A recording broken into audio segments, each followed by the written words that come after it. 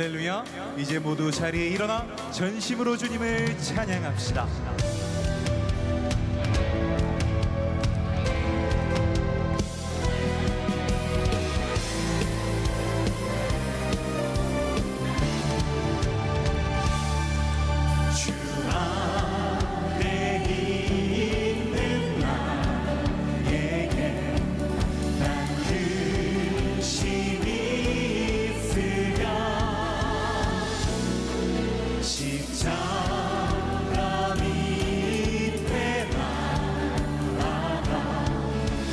짐을 풀었네. 그 두려움이 변하여 내 기도 되었고, 전날의 한숨 변하여 내 노래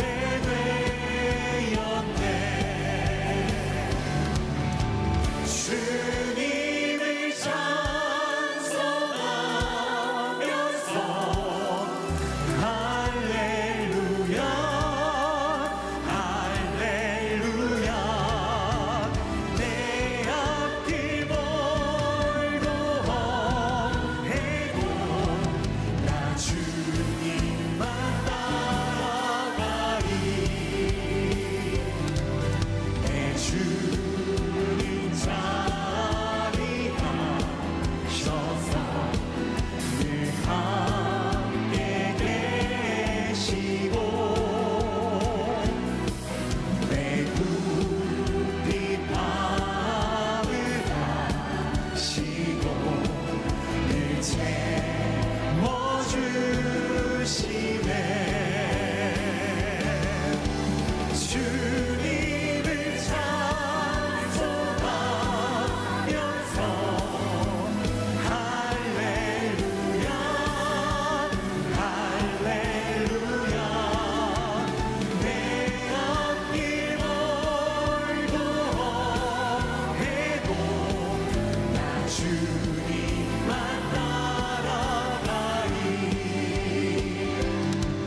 내 주와 맺은 언약을 영불려 가시리. 그 나라 가기까지는 늘 보호하시네.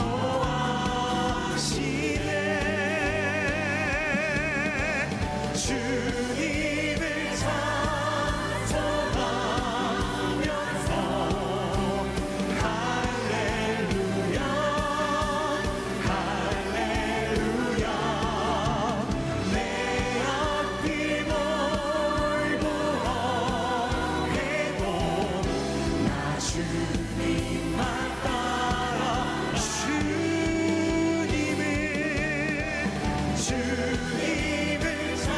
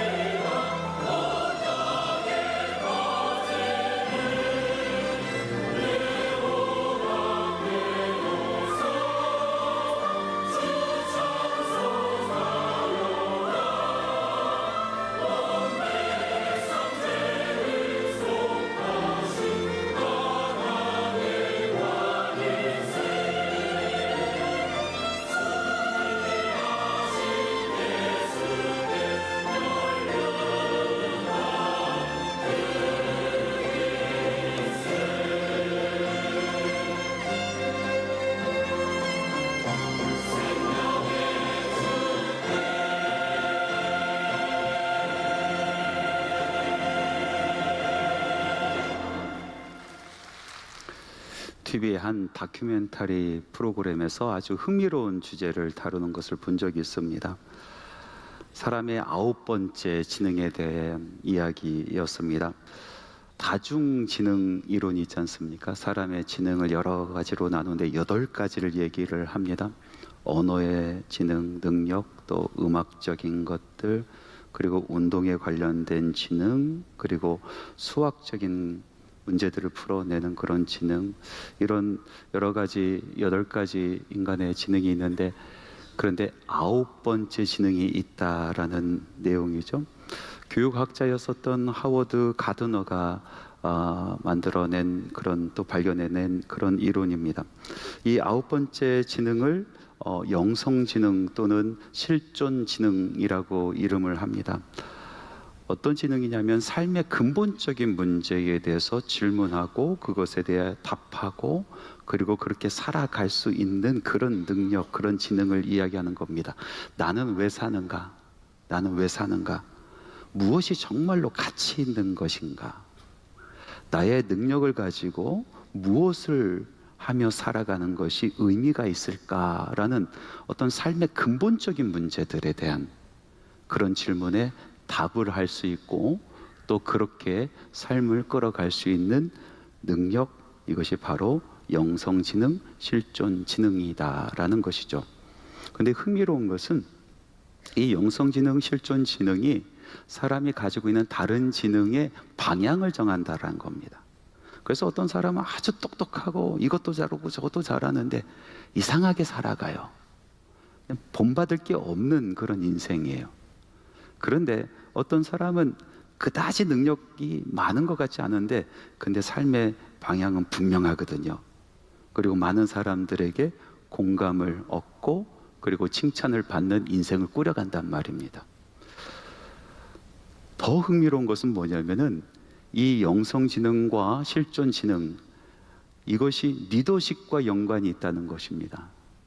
영성지능 또 실존지능이 뛰어난 사람은요, 그 자기가 맡은 공동체를 선한 길로 인도한다는 거죠. 공동체가 풍요로워지는 의미 있는 삶을 사는 공동체로 이끌어간다는 거죠. 그런데 그렇지 못한 사람은 참 뛰어나지만은 리더로 그런 사람들이 서 있을 때는 그 공동체가 별 의미 없는, 그리고 오히려 많은 사람들의 그 희생을 요구하게 하는 그런 공동체로 이끌어 가진다는 거죠. 아돌프 히틀러가 그런 사람 아니겠어요? 아주 뛰어난 사람이잖아요. 지적으로 뛰어난 사람이에요. 감성이 풍부한 사람이었어요. 사람들을 감동시킬 수 있는 사람, 조직할 수 있는 사람. 그런데 그 공동체를 엉뚱한 곳으로 인도해 갔습니다.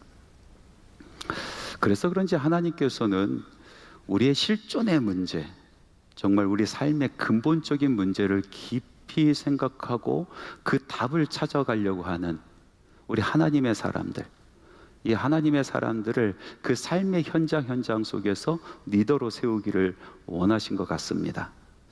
베드로전서 2장 9절의 말씀에 보면은 너희는 택하신 족속이요 왕 같은 제사장들이요 라고 말씀하고 있습니다. 이 말씀 무슨 뜻입니까? 하나님께서 우리를 택하셨다. 우리는 하나님의 자녀가 되었다. 그리고 우리는 왕 같은 제사장이다. 삶의 현장에서 우리의 지경 안에서 우리는 리더로 세워진다라는 그런 말씀 아니겠어요? 리더로 세워지면서 그 지경 안에서 나의 선한 영향력을 통해서 정말 함께하는 사람들이 의미 있는 삶을 살아가고 또 함께하는 사람들이 정말로 복된 삶을 살아갈 수 있도록 이끌어가는 어떤 영적 지도자로 우리를 세워주신다라는 것입니다.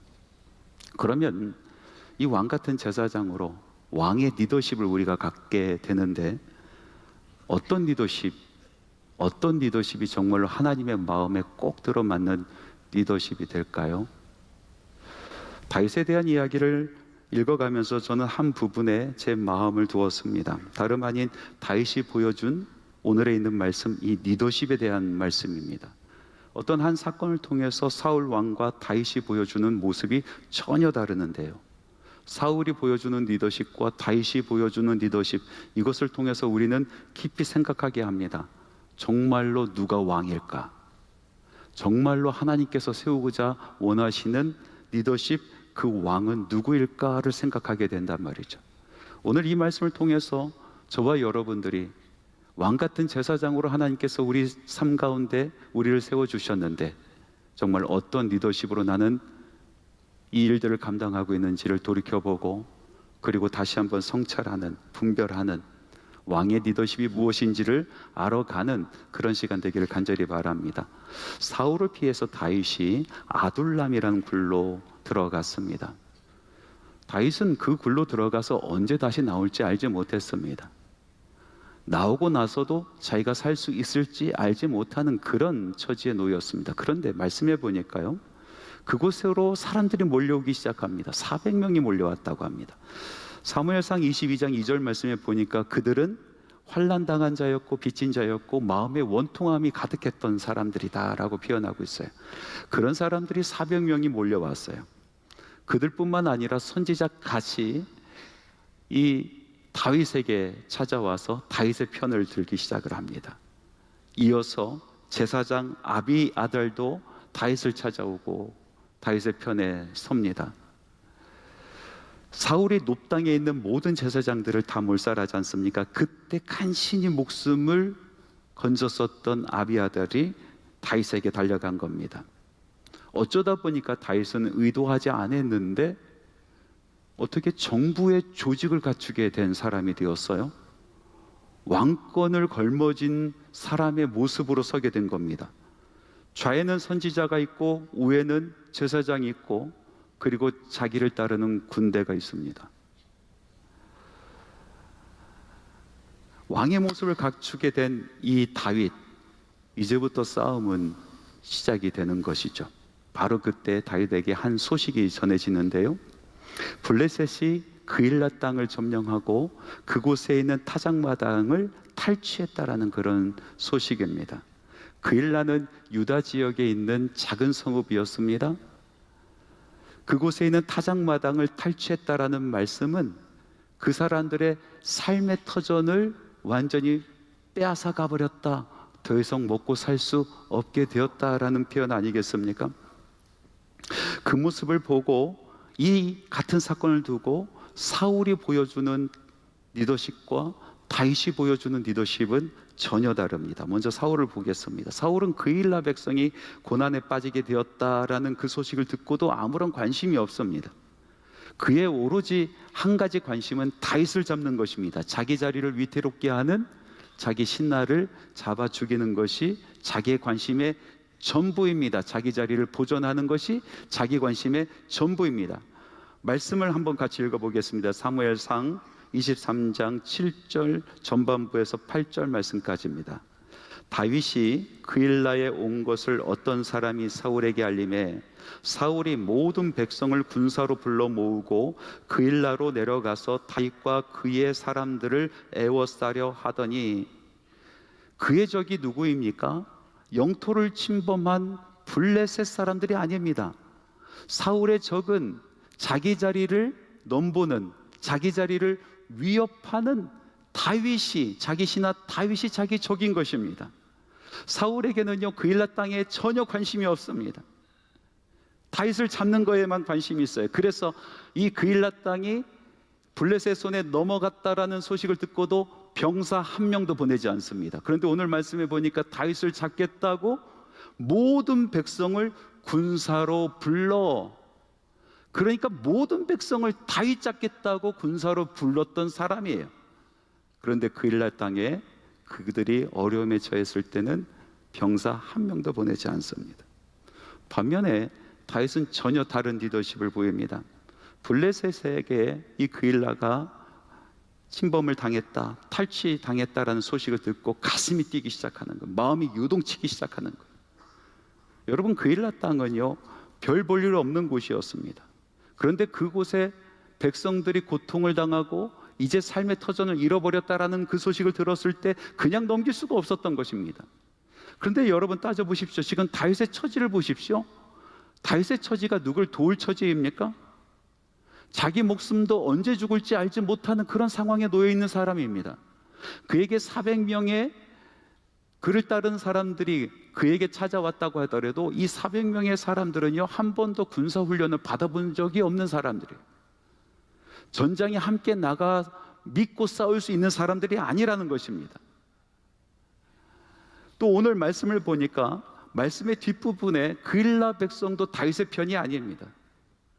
사울이 그일라 땅을 구해줬음에도 불구하고 그들은 자기 살겠다고 다윗을 사울에게 넘겨주려고 했었던 그런 사람들입니다. 은혜를 원수로 갚는 그런 사람들이었단 말이죠. 그럼에도 불구하고 다윗은 가슴이 뛰는 거예요.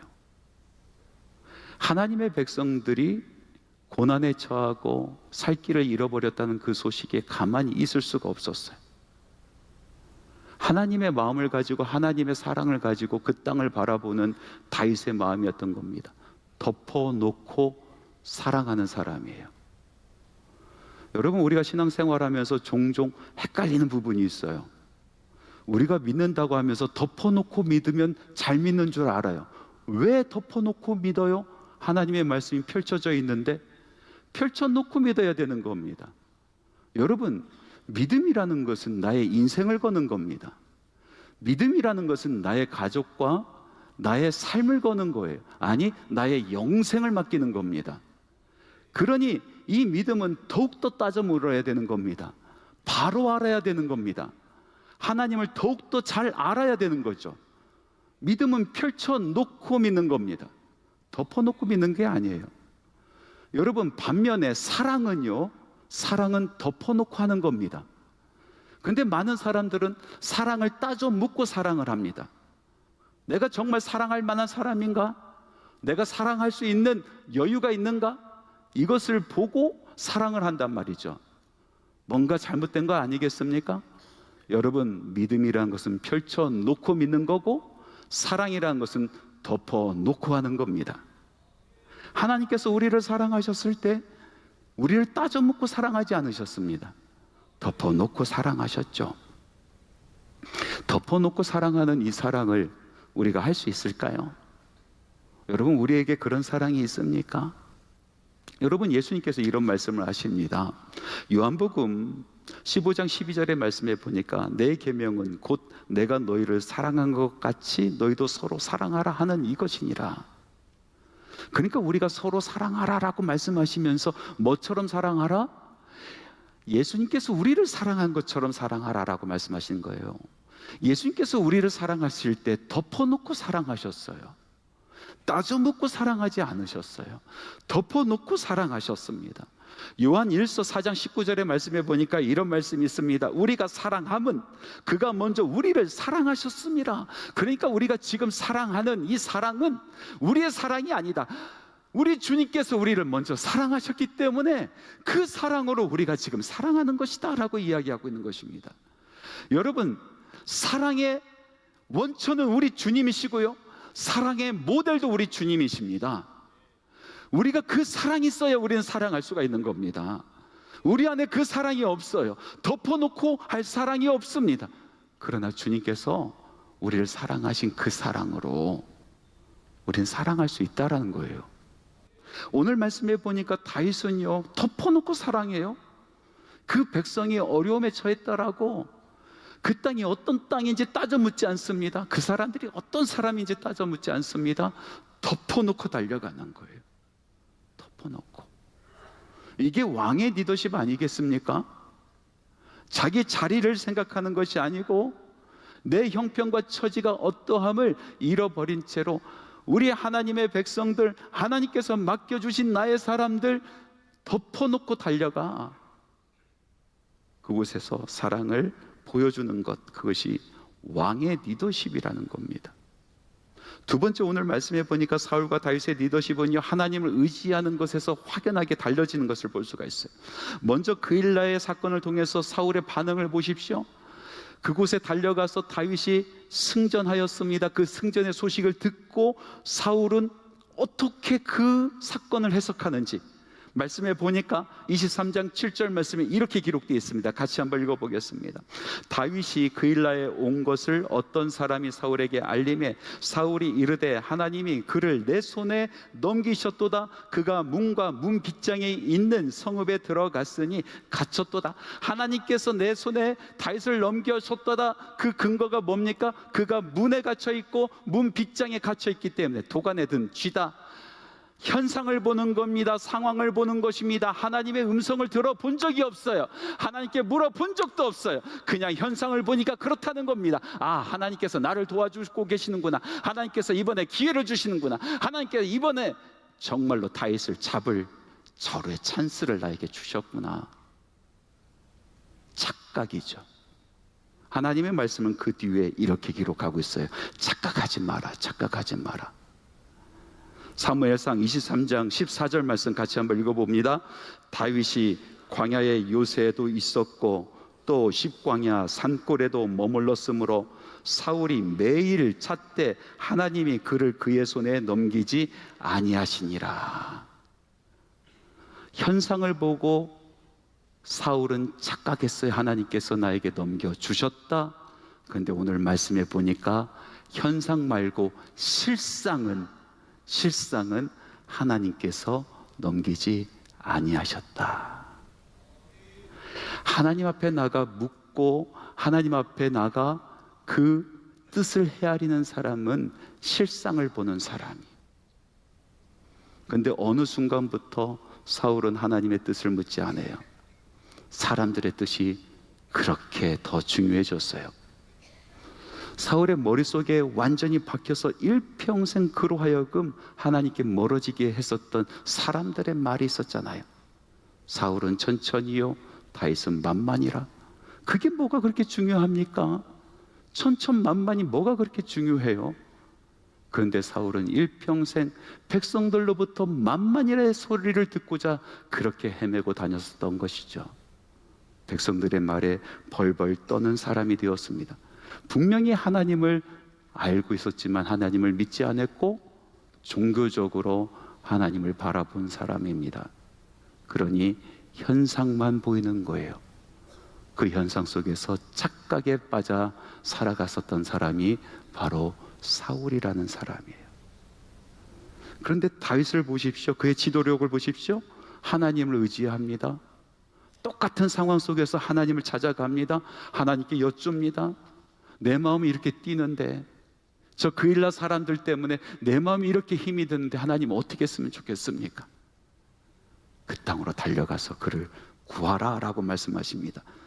가서 구하라. 그러나 다윗을 의지하고 믿고 찾아왔었던 이 사람들은요, 이구동성으로 다 반대를 하는 거예요. 절대로 그럴 일이 있어서는 안 된다는 겁니다. 사무엘상 23장 3절 말씀 같이 한번 읽어봅시다. 다윗의 사람들이 그에게 이르되 보소서, 우리가 유다에 있기도 두렵거든 하물며 그일라에 가서 블레셋 사람들의 군대를 치는 일이리까 한지라. 이거 한번 보십시오. 우리의 현상을 보십시오. 우리의 상황을 보십시오. 우리는 여기서 유다 땅에서 붙어 있기도 힘든 상황입니다. 여기서 목숨을 구걸하며 살아가는 것도 힘든 상황입니다. 그런데 어떻게 그일라 땅에 가서 블레셋 사람들과 싸울 수 있습니까? 다윗이요, 다시 한번 생각해 보세요. 다시 한번 생각해 보세요. 이거는 있을 수가 없는 일입니다. 그 사람들은요, 지극히 현실적인 이야기를 하는 것이고, 그리고 지극히 자기 중심적인 이야기를 하고 있어요. 다윗이 이야기를 듣고 고민에 빠졌던 것 같아요. 그일라 땅을 보고 요동치는 나의 마음, 하나님께서 가라 하셨는데 그러나 가지 못하겠다고 하는 이 군사들의 마음, 어디를 따라가야 될 것인가? 다윗은 다시 하나님께 나아갑니다. 그리고 다시 물어요. 정말 제가 가야겠습니까? 그때 하나님께서 말씀하십니다. 일어나 그일라로 내려가라. 내가 블레셋 사람들을 내 손에 넘겨 주었노라. 이미 이루어 놓았노라. 하나님은 더욱더 분명하고 강한 언조로 다윗에게 하나님의 뜻을 말씀해 주십니다. 다윗은 하나님의 뜻을 따릅니다. 너무나 중요한 장면 아니겠습니까? 사울의 리더십과 다윗의 리더십이 확연하게 갈라지는 바로 그 장면 아니겠습니까? 왕의 리더십이 드러나는 바로 그 장면 아니겠습니까? 사울은 일평생 사람들의 이야기를 쫓아 살아갔지만은 다윗은 하나님의 말씀을 쫓아가는 그런 리더십을 가지고 있는 왕 같은 제사장이었습니다. 너무나 중요한 장면입니다. 영국의 극작가, 희극작가죠. 우리들이 잘 알고 있는 버나드 쇼라는 사람이 있어요. 버나드 쇼에 대한 많은 이야기를 여러분들이 들어보셨을 텐데 그 중에서 그의 묘비명에 대한 이야기가 아주 유명하죠. 내가 우물쭈물하다가 이렇게 될 줄 알았다, 이렇게 써놨다라는 얘기죠. 근데 사실은 버나드 쇼가 했었던 아주 유명한 다른 말이 있어요. 그 다른 말은 뭐냐면 진정한 리더의 등에는 화살이 많이 꽂혀 있다라는 이야기를 했어요. 진정한 리더의 등에는 화살이 많이 꽂혀 있다. 뒤에서 수도 없이 많이 욕을 하고 반대하고 우리를 다 죽일 쏘냐, 우리가 지금 얼마나 힘든데 또 그거 하라고 하냐 하면서 막 쏴댄 그 화살이 리더의 등에 가득 꽂혀 있다는 거죠. 여러분, 진정한 리더는요, 백성들의 뜻을 따라 백성들이 하고자 하는 대로 모든 것을 해주는 사람이 아닙니다. 진정한 리더는요, 그들이 살 길을 열어주고 자기가 선봉에 서는 사람입니다. 그러므로 왕의 리더십을 가지고 있는 사람은 하나님께 여쭈는 겁니다. 그리고 그 말씀에 순종하는 거예요. 왜 그런지 아십니까? 하나님께서 맡기신 백성들의 마음을 하나님께서 더 잘 알고 계세요. 나보다 하나님이 그 백성을 더 사랑하세요. 내가 이 백성을 위해서 세우는 계획보다 하나님께서 백성들을 살리고자 하신 그 계획이 훨씬 더 크고요, 훨씬 더 정확합니다. 하나님께서 하신 말씀이 맞습니다.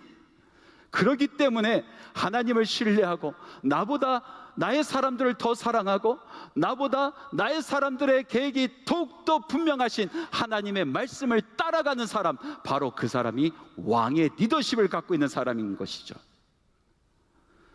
여러분, 오늘날에도 우리 성도들에게 또 우리 한국교회에게 필요한 리더십이 있습니다. 많은 사람들이 그거 듣기 싫다, 그거 이제 끝났다라고 얘기해도 부여잡고 가야 되는 것이 있습니다. 복음이라는 것입니다. 초대교회는 정말 능력이 많은 교회 아니었습니까?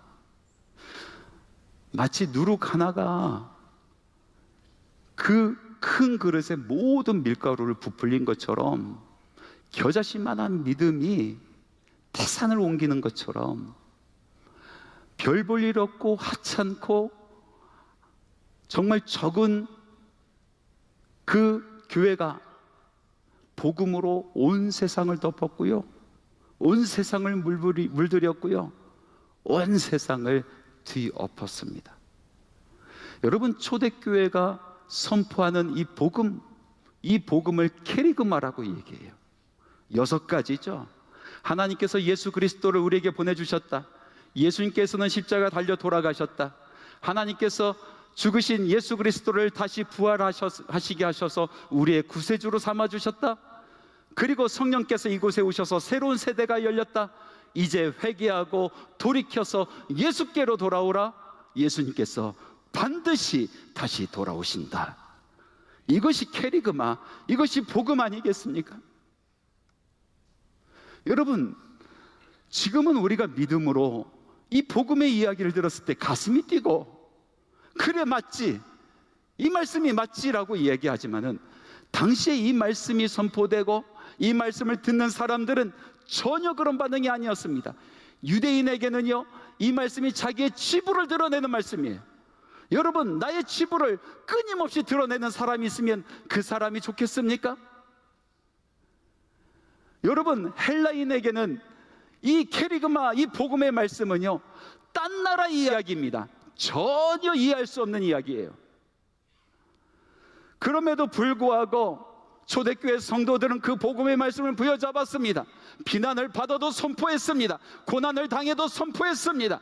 순교를 당해도 선포했습니다. 성도들에게는 이 말씀이 하나님께서 사랑하신 백성을 살리는 말씀이기 때문에 그랬습니다. 그것을 믿었기 때문에 그렇습니다. 성도들의 능력이 되는 것을 믿었기 때문에 그렇습니다. 이것이 왕의 리더십입니다.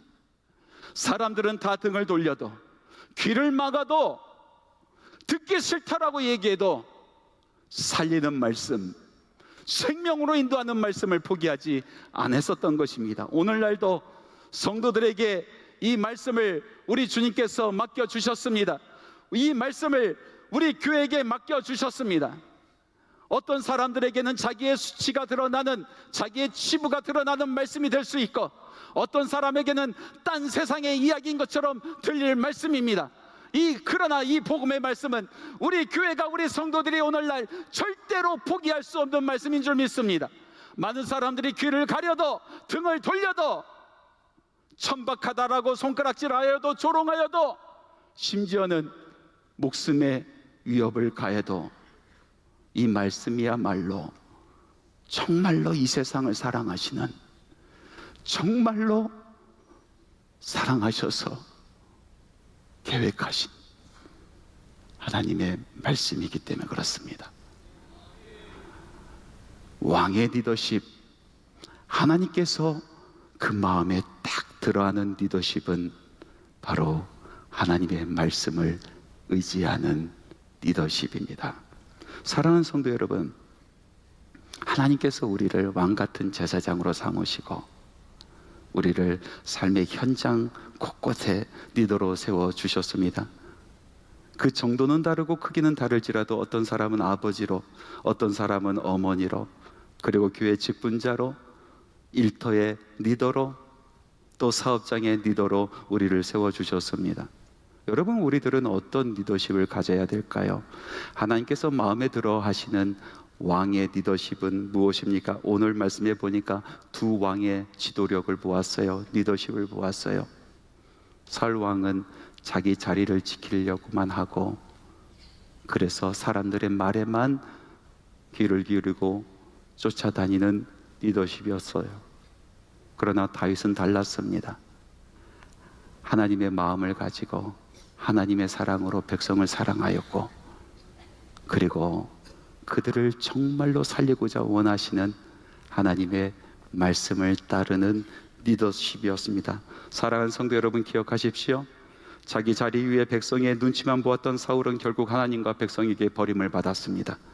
그러나 하나님의 사랑으로 백성을 사랑하고 하나님을 끝까지 따른 다윗은 하나님께 인정받고 그 백성이 그를 왕으로 세웠습니다.